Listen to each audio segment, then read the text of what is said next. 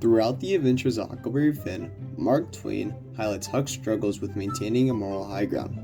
At the beginning of the novel, Huck faces his first moral conflict when he joins Tom's gang.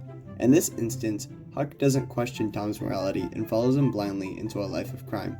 However, this gang eventually collapses because, after all, they're just kids. Later, when Huck is on the run, he faces another moral conflict, whether to give up Jim or let him escape.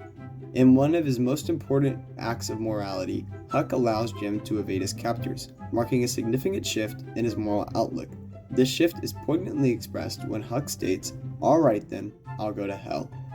This moment shows that after leaving a pro-slavery society, Huck began to form his own ideas and ultimately chose to quote-unquote go to hell rather than Jim be captured. However, at the end of the novel, Huck reverts back to his old ways with Tom, making it seem as if he hasn't grown at all from the beginning of the book.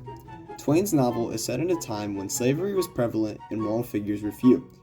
He uses Huck's moral compass throughout the book to illustrate the difficulty of maintaining morality when surrounded by immoral figures.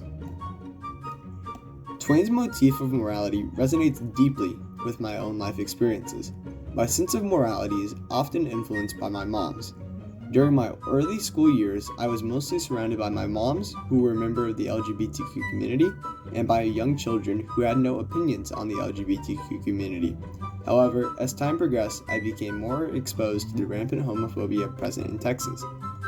In middle school, I was engulfed by homophobia in my friend group and lost my way many times.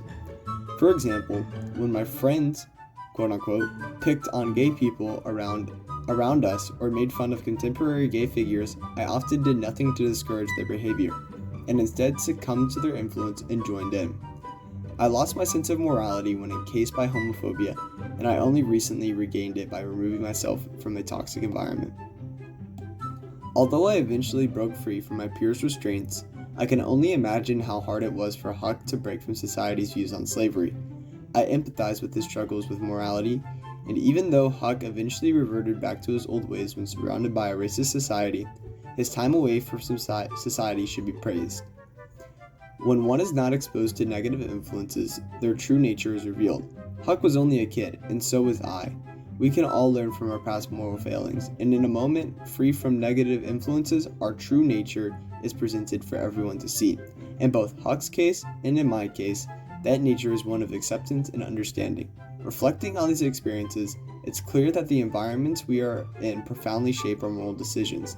Just as Huck found moments of clarity and morality away from societal pressures, I too found my sense of right and wrong when distanced from negative influences.